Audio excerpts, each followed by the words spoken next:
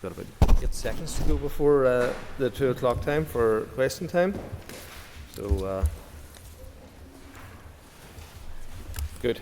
I call it's now time for questions to the First Minister, and I call Stuart Dixon. Dixon's not in his place. I call Michelle Guy.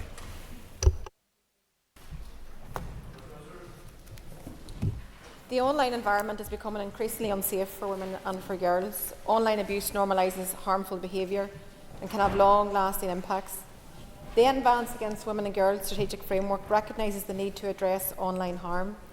We're continuing to work with partners to address all forms of violence, abuse and harm experienced online.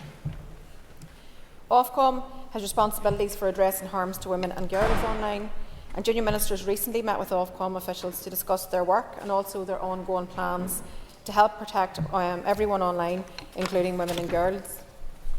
A number of social action initiatives have sought to harness the power of social media to change attitudes and to tackle violence against women and girls. This includes the Power to Change campaign, which we jointly launched with the PSNI and the Department of Justice earlier this year. It includes a targeted messaging on social media which urges men and boys to help play their part in effecting a cultural and societal shift. Mrs. Guy. Thank you, Mr. Speaker, and thank you, the First Minister, for the response. The issue of smartphone access and digital devices and the associated impact of social media is a real issue of concern in our communities. Does the First Minister recognise the frustration of many that the Executive Office refuses to take the lead on developing online safety strategies and policies in Northern Ireland? I think that I think that we all need to work together. I think that this is a societal problem that we have to address together, and the member might be aware that Ofcom are currently consulting on draft guidance which sets out 9 areas where tech firms should do more to impose online safety. So I think that is the right way in which we need to engage this issue. Certainly, as I said, our junior ministers have met with Ofcom just recently where they discussed these very issues. So I suspect we will hear a lot more about that in the coming weeks and months. But certainly I think that the strategy that we have in itself is really, really important to have that in place, and I'm glad that was one of our first strategies that we were able to publish. But certainly the Ofcom draft guidance, I think, is something that we're all going to very much welcome. Alan Buckley. Thank you, Mr. Speaker. At a recent question time, I asked the First Minister that when it comes to safeguarding women and young girls, did she agree with me and the vast majority of women that believe that biological men should not be in women's safe spaces, in particular women's changing rooms? The First Minister did not answer me. So in light of the Supreme Court ruling which said that in terms of sex and gender, it's biological sex that defines a woman, can I ask the First Minister, do you still not answer the question? Is it yes or is it no? And what is your view on the Supreme Court ruling? Well, firstly, I've said to the member before and I'll repeat it again, we need to be very sensitive around these issues. These are complex issues and we need to work our way through the outworking of the Supreme Court ruling. We're all aware of the headline. You yourself have just spoken about it here in this chamber. But you also forgot to acknowledge any sensitivity around the issue at all, particularly to our trans community who are feeling quite attacked right now and feeling quite under attack in their own community and their own society. So let's be mindful of that. Let's work our way through the ruling that we've had in the Supreme Court, which does not cover here because it refers to the Equality Act in 2010. We ourselves have sought advice from our own officials. We await the Equality Commission's ruling and guidance because I think that will be important for everybody in terms of how we would respond to this in a wider way, whether it comes to any issue that is relevant to it. So I just encourage a bit of sensitivity in the chamber. I encourage people to work towards an inclusive society. I encourage the community, or for us all, to demonstrate some compassion for LGBTQ community right now. Orlia Flynn. Concordia, and I thank the First Minister for our answers so far. The First Minister will know that this issue of tackling violence against women and girls requires a whole government and whole societal approach, and as such can the First Minister outline how our young people are being engaged with in terms of this process and this strategy?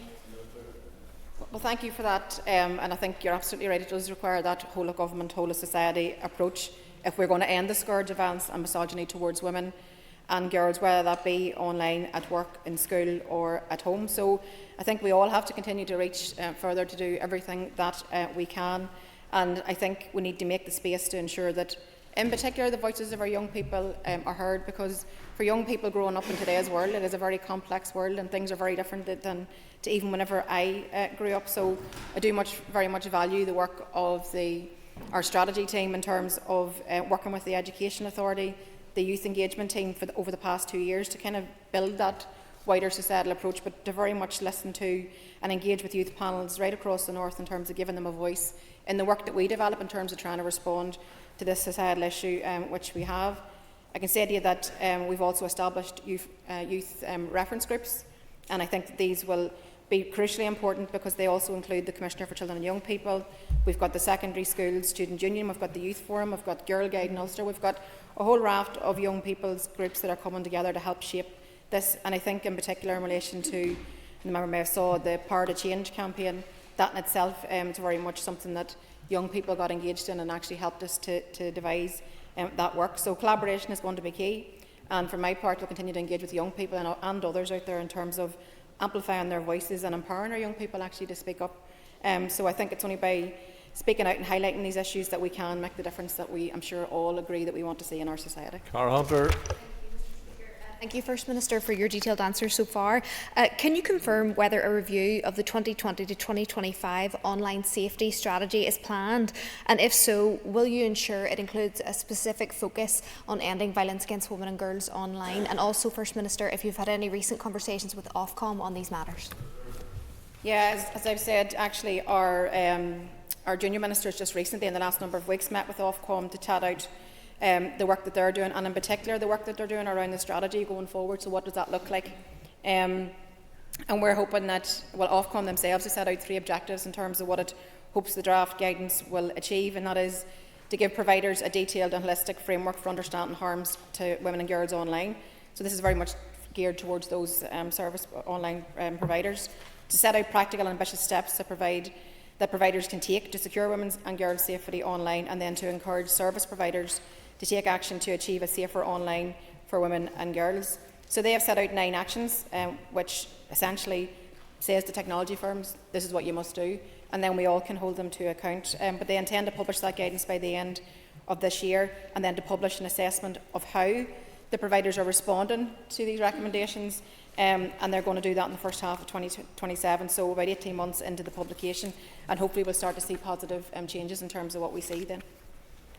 Ms Hunter just asked a question, and during the First Minister's response, 2 members walked across the front of Ms Hunter whenever the First Minister was replying, and that is not protocol in this House. So I just encourage members, if they're coming in late, to try and observe that, that you don't walk across the front of 2 people whenever they're in an engagement in that respect. I call Diane Forsyth. 3, please, Mr Speaker.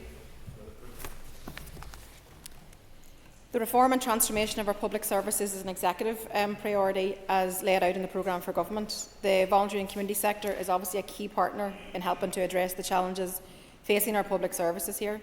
Our officials regularly engage with the sector in the planning and delivery of our priorities, and we also would expect that other departments would do likewise. We have also been very clear that we want to achieve delivery. To achieve what that will require collaboration with our stakeholders, our key stakeholders, including the community and voluntary sector, who have a vital role to play in all of the work that we drive forward. Ms Forsyth. Thank you, Mr Speaker, and as the Chair of the All-Party Group on Voluntary Community Sector, I welcome the First Minister's recognition of the value. But as we move forward to public sector transformation pieces, I would ask the Minister, will there be an attempt to quantify some of the return on investment from some of our voluntary community sector organisations? For example, recently in Public Accounts Committee, we had Extern and NIACRO and given very specific examples of how a small amount of funding to them has significant value in terms of outcomes on reducing adult reoffending.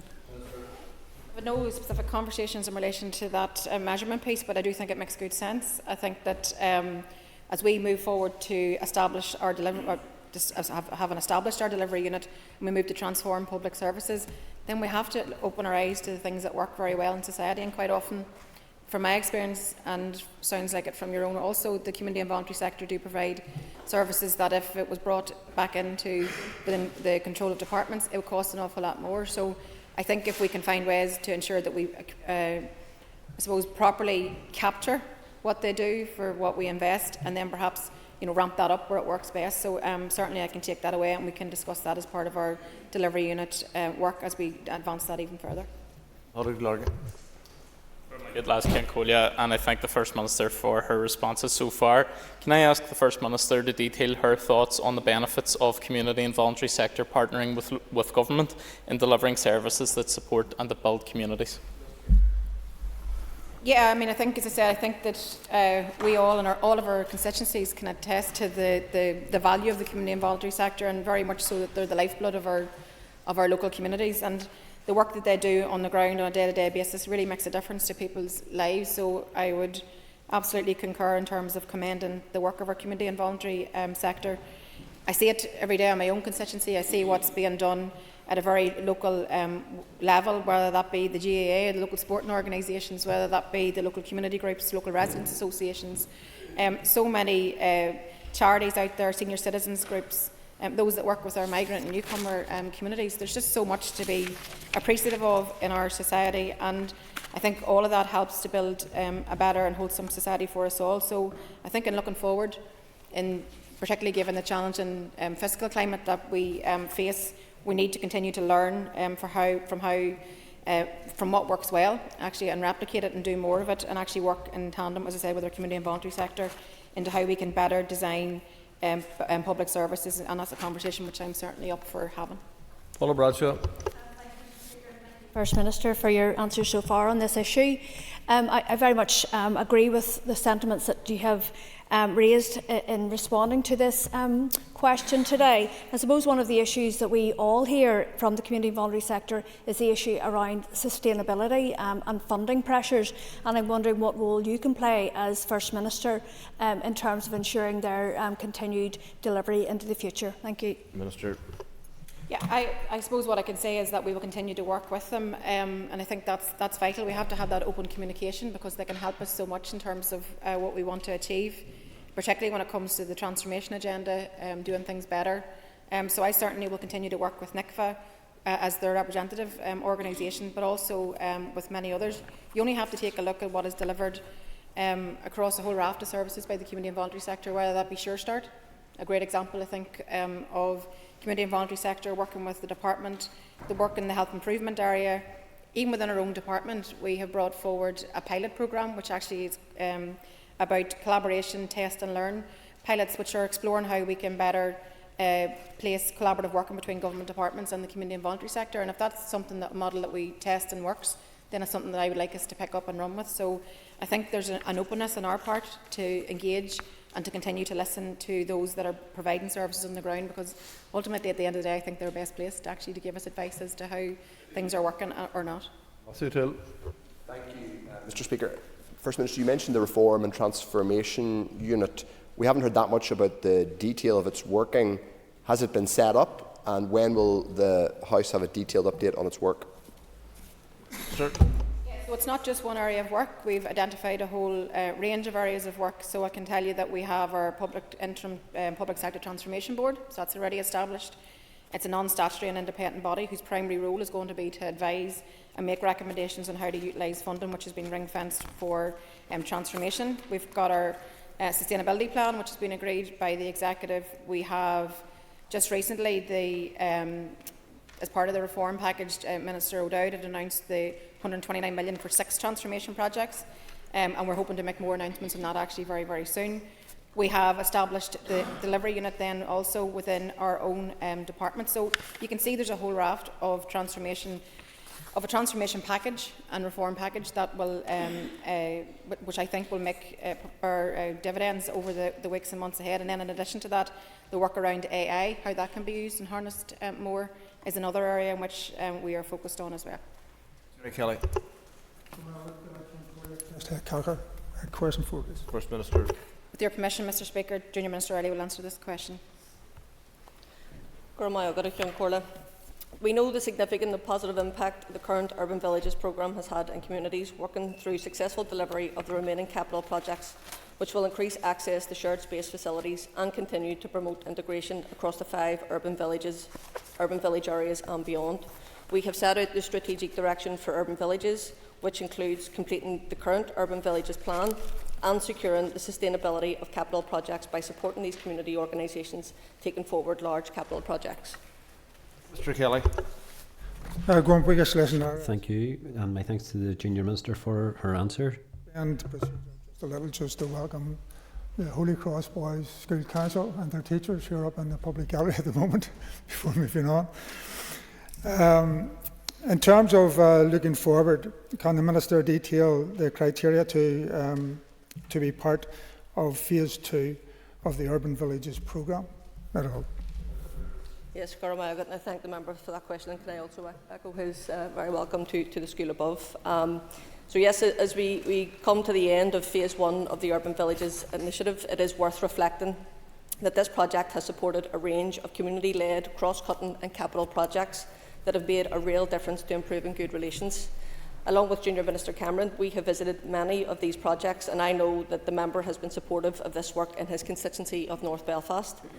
It's also worth noting that to date the Urban Villages has delivered approximately 50 million of capital and 15 million revenue investment to date, with over 58 capital projects that are now completed and over 417,000 users, 1,800 programmes, activities and training courses delivered, and 923 construction and administrative jobs have been created.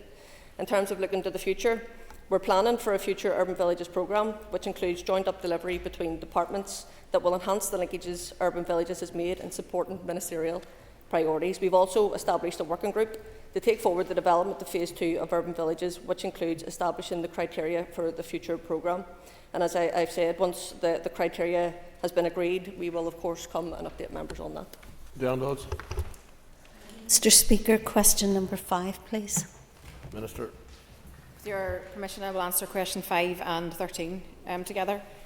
The announcements made by the US administration on the 2nd of April set significant tariffs on goods entering the US market from over 60 countries, including 20% tariffs on EU goods and 10% on UK goods. While President Trump has since announced a 90-day pause, 4 countries hit by higher US tariffs, the measures have sent shockwaves through the international economy, creating concern and a lot of uncertainty for businesses and for governments worldwide. We've focused on building a globally competitive and outwardly focused economy.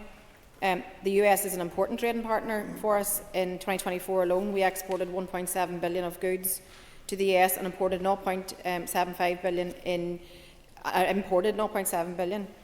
Any actions that create barriers to trade with this significant market are obviously always going to be unwelcome. So we've been working closely with our Economy Minister to understand what those announcements mean here for businesses. But as international trade is a reserved issue, we continue to engage at both the political level and official level to ensure that our economy and businesses here are protected as far as is possible, and we continue to engage with the Irish Government also. Mrs Dodds. Mr Speaker, and thank you, First Minister, for your answer.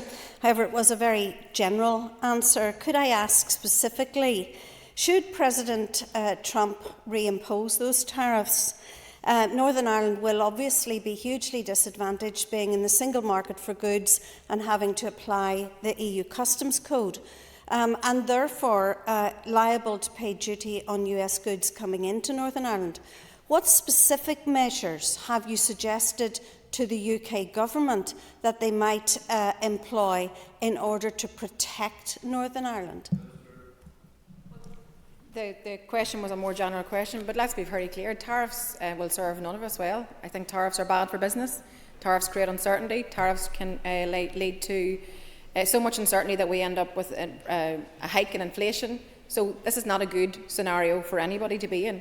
So what's important right now is diplomacy. What's important right now is conversation.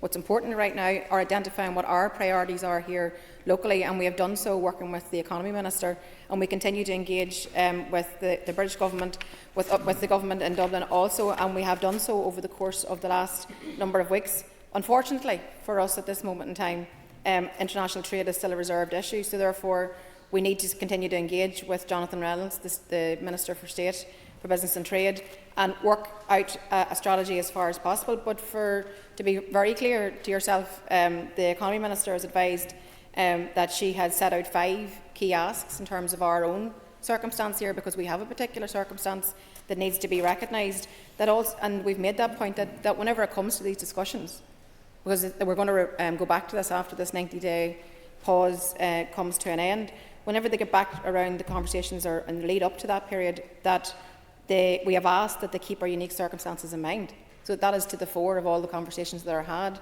and we've made that case to both the British Government and the Irish Government, and that's in relation to any negotiation around what might happen next. It's also in relation to any countermeasure that may be brought forward.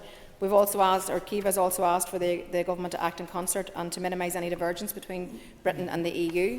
She's asked to provide a properly resourced advice service for our local businesses, because there's so much uncertainty and people are anxious. They need to understand how the tariffs affect them.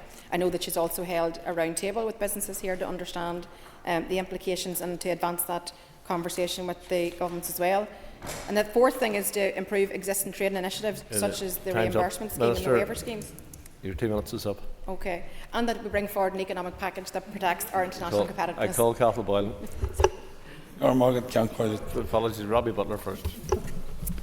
Let you off that one, Mr. Speaker. Thank you very much. Thank the First Minister for her answer so far.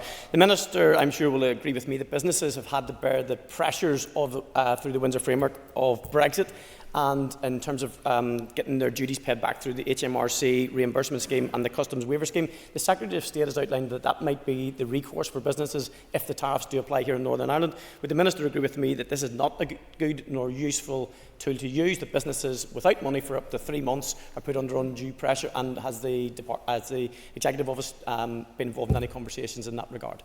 Minister.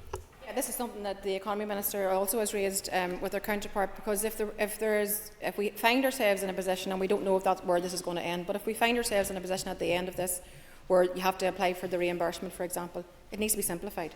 They need to make it easy, and businesses can't wait for 3 months to get that money back. So we need to find a way, and that's what we have encouraged in all of our conversations, that if we get to that juncture, that it needs to be a simplified process where businesses can actually trade without barriers, or at least with limited barriers in terms of what they do. So the point that you make is something that we are very recognised and have taken on board.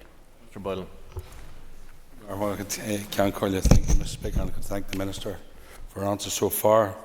But does the Minister know that Brexit has had a huge negative impact socially and economically here? In terms of lessons learned, can the First Minister detail what work is ongoing as a response to the US tariffs to protect the regional and All-Ireland economy? Yeah, well, thanks. And as I've highlighted, I think that we all witnessed the shockwaves that arose as a direct result of the tariff announcements, and it's created so much uncertainty, so much concern. Businesses are really struggling, find themselves again back in a situation where they don't know what's going to happen next. And there's anything that businesses dislike more than anything else, it is that uncertainty, because it's very difficult to plan.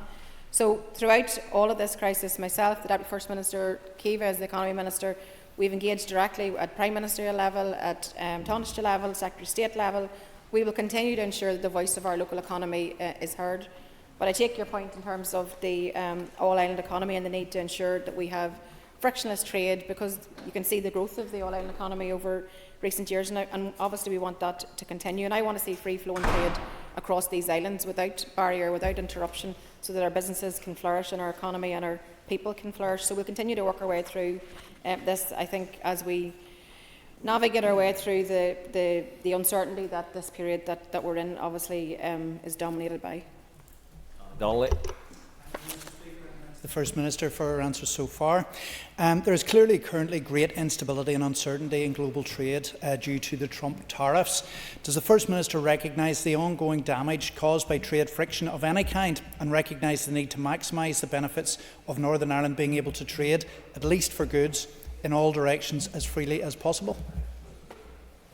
When we have made, and I agree with you absolutely, and I think we all should work towards a situation where there are no barriers to trade across these islands, on this island, between our islands. I think that is where we should all aim to be. But we've had to highlight, and we have highlighted in every meeting that we've had, in every conversation that we've had, and we have an opportunity to do so again, actually over the course of May, when we'll have bilateral again with Keir Starmer. I can't remember the title of the meeting. That's what I was reaching for. But we'll have another opportunity again to highlight our particular challenges that we have here, because we have the Windsor framework, because we've got the added layer of complexity. So we're going to have to try and work our way through it, particularly around rules of origin, but also just to minimise any barriers to trade. I don't want to see barriers to trade for anybody. I want our economy to grow. I want jobs to be created. I want well-paid jobs. I want people have money in their pockets. So we'll do everything that we can to ensure that is the case. Justin McDildy. Sure. Sure. There is no joint agreement on this issue. Mr. McDildy. First Minister, you have been highly vocal in public about the goal of achieving Irish unity, and yet with your hands on the levers of power in the north, you have taken very few, if any, tangible steps towards formally advancing preparations for unity. The Irish Government, through the Shared Island units, have pumped in billions of euros towards uplifting and uniting communities north and south. Why, in power, are you treading water on Irish unity and the Citizens' Assembly? Why has there been such a gap between your words in public and your actions in government? I think it's more of a question of why are you so surprised that there's not an agreement in this office on this issue? I mean, it's no secret to anybody that I'm an Irish Republican who wants to unite the people of this island. It's also no secret to anybody that the Deputy First Minister is a unionist who wants to maintain the link with the Union. Therefore adds the complexity to the office that we inhabit. However, I have my own personal views on the issue of constitutional change. I think that we will all be better served by Irish unity. I think we will all be better served with uniting the people of this island and ending the divisions of the past and creating a more inclusive society and a more prosperous economy. And I would encourage the member to use your energy to work with me to achieve that, as opposed to trying to pick silly points that are very far from reality, because there won't be an agreement in this office on this issue. First Minister, a recent report from the Economic and Social Research Institute provides further evidence that the southern part of our island has higher wages, with a stronger economic growth and better living standards compared to the north. Does the First Minister agree with me that this shows that partition has failed and that it is negatively impacting on our quality of life standards, trade, economic productivity and growth? Yeah, as I said to the previous answer, I mean, there isn't agreement in the Executive Office on this issue, but personally, I mean, I also have read that report and very much welcome more reports like it coming into the public, because I think that encourages conversation in itself. It creates an opportunity for people to have actually hard data, what it looks like, the benefits of unity across the island. And I think what the report does is highlight the folly of partition, how it's failed every single citizen who lives here. So I do very much welcome the report that's been published and look forward to more and more people engaging on the topic as we move through the weeks, months and years ahead. The best thing that we all could do is actually to work together. The best thing we all could do would be to plan, to prepare, to have the maturity to actually have the debate around what does a health service look like, what does education look like, how can we better people's lives, how do we increase people's standard of living, how do we grow our economy. That's a conversation that I personally would want us to get to a point, and I think that that's increasingly organically happening anyway, but I think we want to see more of it obviously in the time ahead. Sharon. Very short, get a whole question 7 please. In line with the requirements of the Identity and Language Act 2022, we are responsible jointly for the appointment of the Irish Language Commissioner, the Commissioner for the Ulster Scots and the Ulster British Tradition, and the Director and members of the Board of the Office of Identity and Cultural Expression. We are committed to establishing the 3 new bodies and to making the appointments as soon as possible. And we're very pleased to announce that the competitions launched on the 10th of March and they closed on the 28th of March. And it's anticipated that our interviews will now take place over the summer. Ms. Sharon. Solution Arif and Freglish. First Minister, could you provide an update as to the current position for each appointment as per the Act? Minister. Yeah, as I said, the competitions to recruit the commissioners launched on the 10th of March and closed on the 28th, and I'm pleased to say that the 2 of the panels have already completed their sift of applications back on the 11th of April, and that's for the Irish Language Commissioner, and the 16th of April for the Ulster Scots and British Tradition Commissioner, with the first panel for the Office of Identity and Cultural Expression going to complete on the 9th of May. So we're making good progress. I know that the Irish Language Proficiency Assessment is planned to take place on the 6th of May, and it's anticipated that the presentation and interview stage will be carried out on the 20th of June.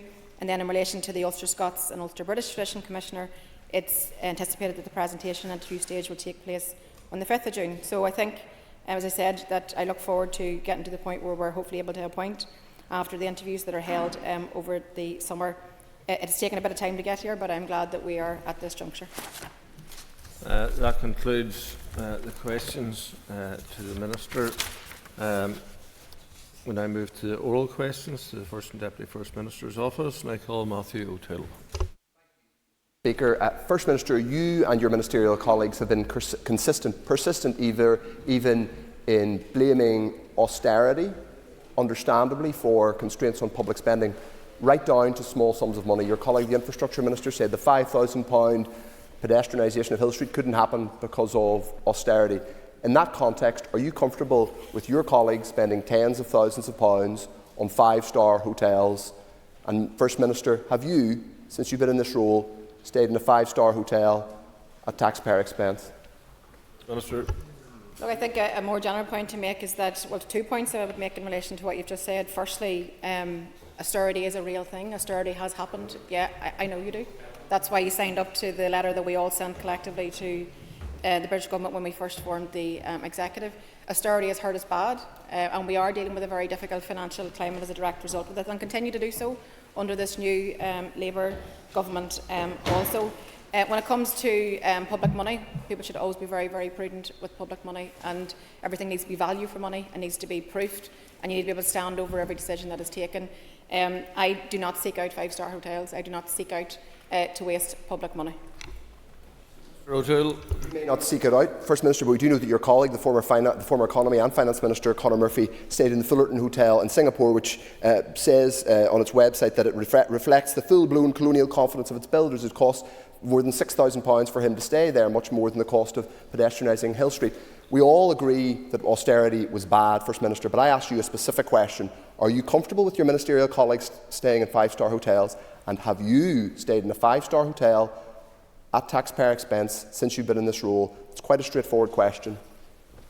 I have no idea of what star of a hotel I've stayed in. I don't interfere with any of that business. Somebody in our office will do the logistics, and that's fine. But what I will say is that I am very conscious of being prudent with public money. And when ministers have a job to do, and they have a job to do, to travel the world, to sell our wares, to create investment here. But I do think that it's important that we don't just reach for the headline. But you're absolutely right. Value for money should be top of the agenda. That's certainly a principle that I adhere to on any of the travel that I make. And I only travel with an objective, which is to better this place, to better people's lives, to increase opportunities for investment, to create jobs, and ensure that we drum up business to tell people that we're very much open for business. And I think that that's important, but I absolutely can concur. Value for money, all day long. Owen Tennyson. Thank you, Mr. Speaker. First Minister, you'll be aware that on Easter Monday we saw disgraceful scenes whereby those linked to dissident republicanism groomed young people into violent attacks on the PSNI. Can I ask you to join me in condemning that behaviour? Yes, I absolutely can. Absolutely disgraceful. They should not, dissident Republicans or any group should not exist. They should leave the stage. We're here because we're trying to build a shared society, an inclusive society. I know that's the work that we're all committed to. And I think the scenes that we witnessed in Derry were an absolute disgrace. Tennyson. I thank the First Minister for that answer. First Minister, given what we have seen over the last week and the role of dissident Republicans in that activity, do you stand by your support for the UK and Irish government's interlocutor who we're appointing to engage with those very organisations? Minister. I have not pledged support for anybody's interlocutor. I have acknowledged that they are moving to that juncture. What I've been very clear in saying that these groups should not exist. They should not be given financial reward to leave the stage. They should just cease to exist. People shouldn't be engaging them on that basis. But the Irish Government and the British Government will have to stand over any interlocutor they appoint. I certainly won't have any hand in part in it. Danny Dunaway. Speaker, and thanks to the First Minister for her answer so far. I'd just like to ask the First Minister for an update on how work to tackle paramilitarism intersects with the work to promote good relations. Minister. I think they're two of the same thing, I think, for sure, because I think that the conversation we just had around the fact that paramilitaries actually still exist isn't acceptable, and everybody should use their office, their elected office, to call it out for what it is and actually tell them to, excuse me, to desist. I think that if we're going to build a more inclusive society, then we have to continue to work at that. And I'm struck, just given the day that's in it, the commentary that we referred to earlier of Pope Francis, in terms of the fact that remarking that we have achieved so much in 25 years, but we still have a journey to go, and the process, or peace, is an ongoing process. I'm committed to doing that through our good relations work, through our ending violence against women and girls, through ending and tackling paramilitarism. All these things are interlinked, and to look at them in silos would do a disservice to our community. Mr Donnelly. Minister, for that answer. First Minister, we have seen another recent example in Lisburn, as well as examples in the last few years, outside new housing developments in places as far afield as Antrim and Dungannon, of flags and symbols being intentionally used to intimidate local residents. What steps are being taken to end such intimidation and enable people to live free of territory marking in this way? Yeah, can I concur with you in terms of calling those people out that are responsible for intimidating communities and actually trying to claim space within communities and by erecting flags and symbols and emblems, and I think that isn't acceptable, and I can certainly say to you that I am determined to build a better future for everybody here, and that includes tackling some of these issues that have not been tackled to date. I know there's a difference in terms of perhaps approach in terms of what has been done before with the FICT report, but we now have an opportunity with it being looked at in the round with the other areas of work to actually maybe advance this and do something about it in terms of what comes next. So I look forward to engaging with you actually on this topic as we move forward. Declan Kearney.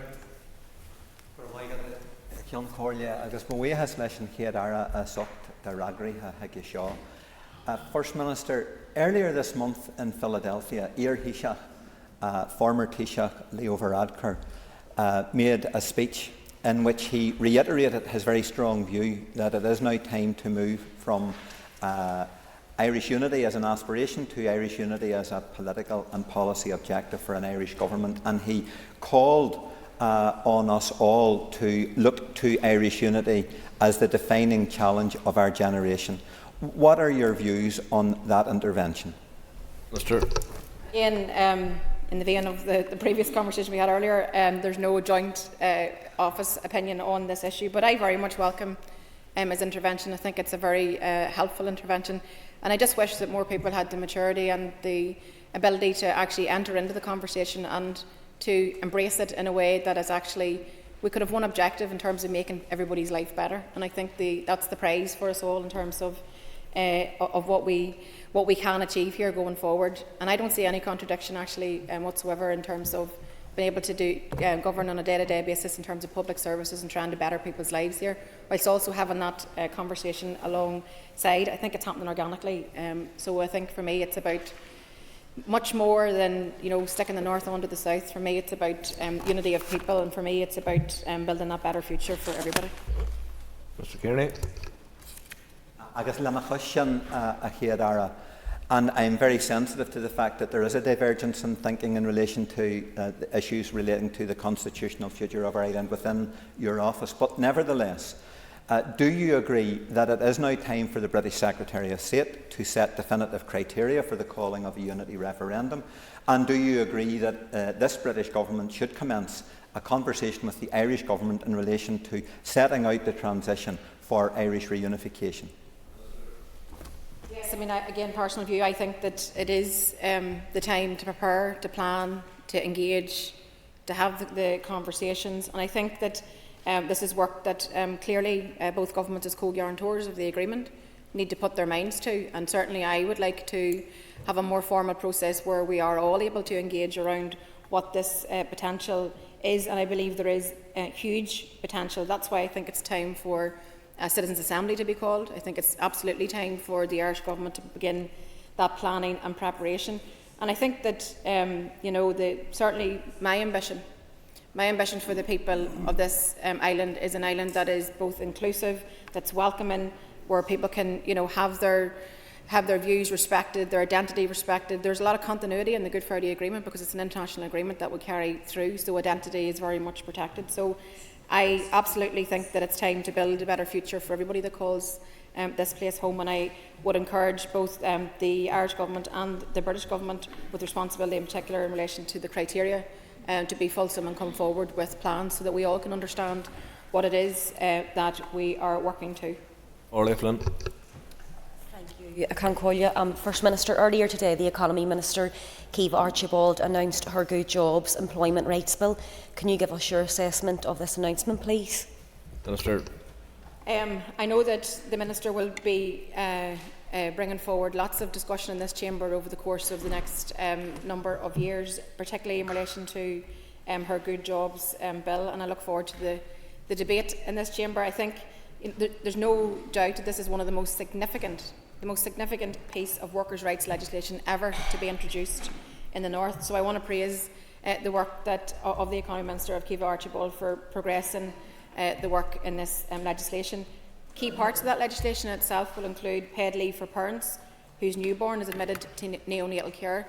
That's compassionate legislation in my mind. Ending zero-hour contracts, introducing the right to disconnect from work, stronger rights for trade unions and their members. And I think that these proposals and others will really genuinely put money into workers' and families' pockets. It will strengthen their rights, it will support their families, and it will empower trade unions. So I think, as well as benefiting the individual worker, which is ultimately obviously what it's all about, it's also going to really benefit our business community also, and the wider economy to thrive. This, to me, is in essence what it's all about. It's about politics making a difference in people's lives, and today I think Ciamh Archibald, the Economy Minister's statement that she'll make, is certainly one that will be a huge positive step in demonstrating our commitment to delivering for workers, families and communities. Before I call Ms Flynn for supplementary, I would say it's more appropriate to question the Minister who's responsible at a later point, but go ahead for your supplementary. Okay. Thanks very much, Mr Speaker. Will the First Minister commit to working with all Ministers and the Executive to try and progress this legislation as quickly as possible? Minister. Yes, I mean, I want to see this legislation progressed as quickly as possible, and as I said, I look forward to the debate in this Assembly, but it's game-changing possibility. That's how I would embrace it. It's game-changing possibility that these proposals can begin to be rolled out, and I'm sure there'll be differences of opinion, and that's all right. We'll have those political debates, but absolutely committed to working with all ministers and with colleagues here in the Assembly to ensure that it happens, and to support the Economy Minister and what she tries to achieve. Obviously, cross-party support endorsing the full implementation of the legislation would be a very powerful political message to workers and families, and I think that there's huge opportunity for us here. So I would love to see the fact that we could potentially unite around this legislation and build a stronger economy in which both workers and businesses and our economy all thrive. Aoife Finnegan. First Minister, earlier this month the Court of Appeal ruled that the British Government's refusal to hold a public inquiry into the killing of Sean Brown, who was abducted and shot dead by loyalists in 1997, is unlawful. Does she agree with me that there should be no more delays in establishing a public inquiry into Sean Brown's murder? First Minister.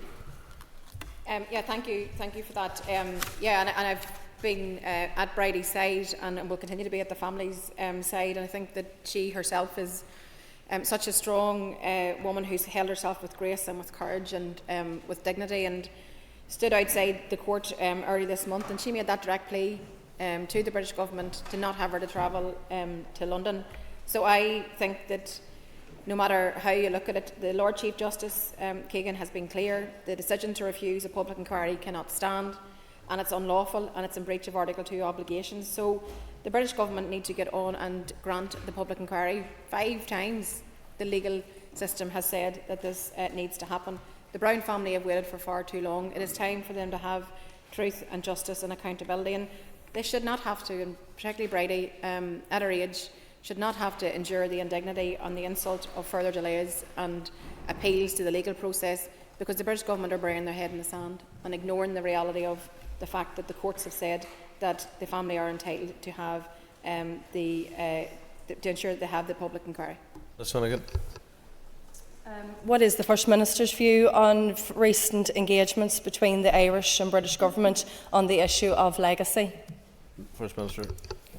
Well, I think the recent meeting that there was of the British-Irish Intergovernmental Conference over the course of last week. I welcome the fact that legacy was on the agenda. It's very much for the two governments to work together on this area. And I think the fact that there was their joint commitment to establishing legacy institutions which are fully human rights compliant and within the parameters of the Stormont House Agreement 2014 is something that I welcome. But as we know that the legacy framework was endorsed back in 2014, the Stormont House Agreement, that is where we have the basis on which to move forward. So I want to work with both governments. I want to resolve outstanding issues. I want to ensure that all families out there get access to truth and justice. And I think that what's crucially important is that whatever is brought forward over the course of the weeks ahead, it has to command the confidence of families, because that's what this is about. It's about families, it's about loved ones, it's about grief, it's about healing, it's about truth and justice. And the only way that we'll be able to move forward in a way that commands their confidence is if we actually have Article 2 compliant frameworks, and that we have something that will actually command their confidence. Members take their ease. Let me move to the next line of question, which is to the Minister for Infrastructure.